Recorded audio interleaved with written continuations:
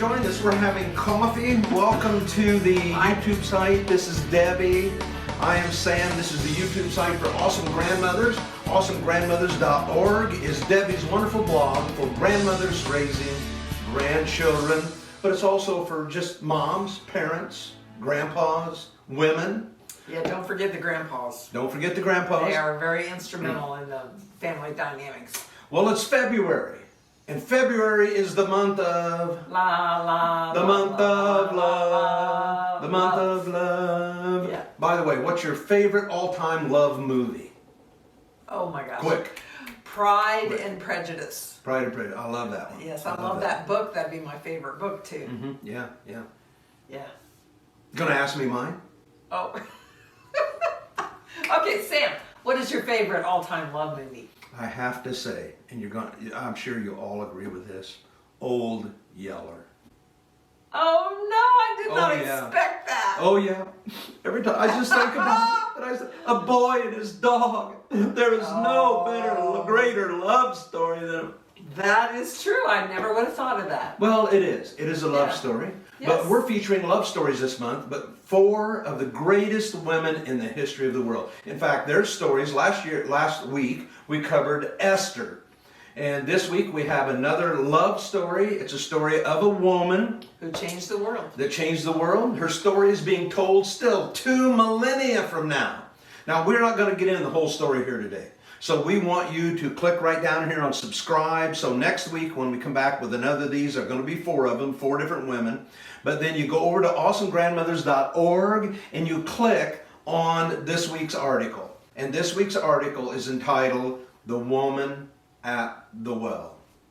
That's our story this week. The Woman at the Well. So Okay. I'll go How ahead. did she change the world? I'll introduce this a little bit here, and then you be thinking about it, Right. because you got to come up with some good questions for me here. All So right. The Woman at the Well, and then we have what we call our master article of whatever theme we're covering for this month or quarter. So we have 4 great love stories in the month of February, Valentine's Day. We got our hearts up here. Look at that. And so that's our theme for this month. So you can get the master article and download that. It's all free. We're here for awesome grandmothers raising children and make a difference in their lives. So today we're going to talk about the woman at the well. She, believe it or not, was a woman of love. Now you find this story in the Bible. So if you got your Bible, you can grab the Bible. It's like a chapter long. But you could probably read it in about 30 minutes easily. So you could divide it up into a couple, 3 sittings. And it's an easy read, but it's as good as any fiction story you could get at Walmart. I mean, this story has an outcast woman meeting the most powerful, famous, holy man of that time. Now, she was an outcast on 3 accounts. What were they? Let's see if you can guess them. What were they? What do you think? Well, she was a Samaritan. Well, and yes, and Samaritans were a half-breed. They were Jews that had intermarried with other nations, which was against their law. And so now the Jewish nation considered them outcasts. They weren't allowed to take part in any of the ceremonies. They wouldn't associate. They wouldn't talk to them. They'd cross the road and go on the other side, And so they were considered to be rejected by God, by the regular Jews. Also, she was a woman. She was simply a woman. Women did not have the high standing in society back then that they do now. Back then, they weren't necessarily treated well, and a lot happens, unfortunately, still in our world. And number 3, she'd been married 4 times, and she was living with someone who wasn't her husband at that time. So she wasn't a prostitute or a woman of ill repute, but she'd evidently had relationship problems. Bad reputation, maybe little moral question about, who knows? We don't have the background of her life. Yeah. But in this encounter, which is awesome, she was encountering God, and she didn't even know it at the start of the conversation. He introduces himself later. You got to read this story.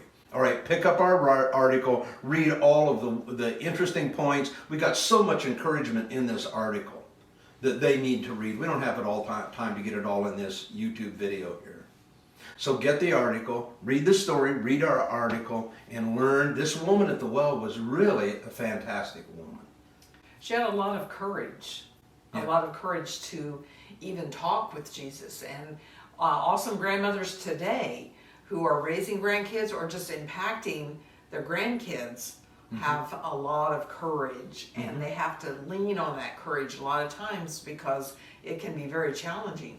Well, she just came to the well that day doing what she needed to do. She had to come and get water and pack it. So she was serving her family. Who knows if she had children or she lived in a big family unit, probably.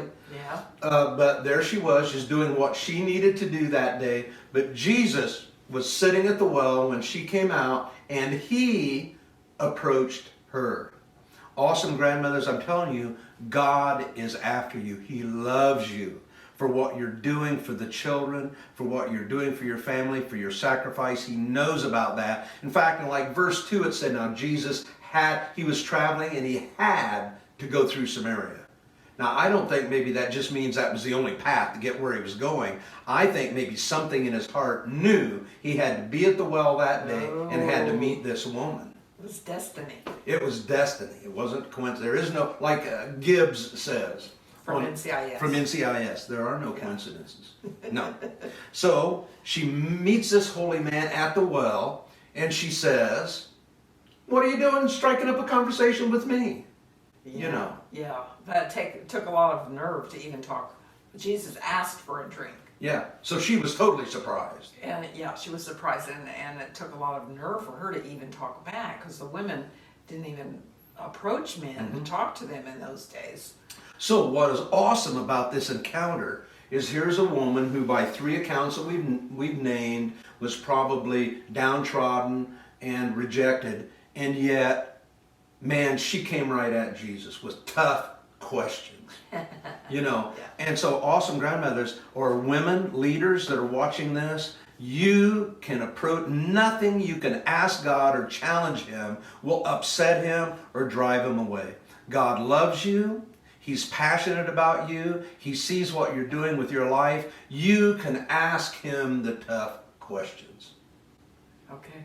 Don't you love that? Yes, I love that. And Because then, I know when we went through reparenting, we had tough questions. yes. And we asked God some pretty tough things. And a lot of times our attitude wasn't the best. But we asked tough questions, and God met our inquiries, didn't he? Yes. And, yes, and tell me what Jesus said to her, a very well-known statement about being the living water. Yeah, this is where, of course, John 7, in another chapter, Jesus really, John chapter 7, verses 37 to 39, he talks about out of your inside there being a well of living water. But he mentions that here to begin with. He's sitting at the well, and so he uses the well to bring her a message. She came there with water, and she said, hey, he said to her, hey, if you drink of the water I'm giving you, I'm going to give you, which is living water, then you will never thirst again. So evidently Jesus discerned that this woman had some dryness or some emptiness, or she needed something. And she probably needed something from men. So here she is meeting a man. And she's kind of been a failure with men. And she's an outcast. But she asks tough questions. And what does Jesus do? What does God do? He does not reject her. He doesn't punish her. He doesn't get mad at her. And we have a guest. We have a guest coming on to the set with us. Here's our darling little My Zoe. baby is talking. Isn't she wonderful? Well, all right, so I'm sorry. We're out of time. We are. Oh, man. So let's just kind of wrap this up. Done. So she had tremendous impact because the disciples, all Jesus' disciples, had gone into town to get food, and they came back and saw him talking to her, and they were amazed. And so they had their concept of who God loves and cares for totally shifted their minds that day. And then Jesus told her just one little secret about her life. He knew her. And she said, who's your husband? Bring your husband. And she said, I don't have one. And he said, well, you have spoken truth. You've had 4, and the man you're living with now isn't your husband. And she went to the village and told everybody that she met someone who told her her whole life. Her whole life story. And the whole village was changed and impacted. and they came out and they met Jesus, and there was a whole revival in Samaria. Woo-hoo! So you can make a difference. You don't realize the impact that you're having on a generation of children by giving yourself. And so come, and we're inviting you to meet Jesus, to meet with God. Ask him the tough questions. He will open up for you a well of living water. Until that day, because of her tenacity and courage to question Jesus. She questioned him about the Romans and about the religious authority and structure of that day. Some things weren't right. And she hit Jesus with some tough questions. Like awesome grandmothers have questions. Why isn't the government taking care of these orphan children or these little ones rejected and left behind by the drug culture? I mean, there's tough questions. Where is the help I need to raise these kids when my finances are tight and I'm expecting to be in retirement? Well, she asked the tough questions and she went after the answers and she got them. Yes. She didn't only get what she needed and wanted, she got a whole well of continual living water that kept her replenished after that from then on. Well, you got to get our article. We've missed so much today that we could have or should have talked about this story. So read it in John chapter 4.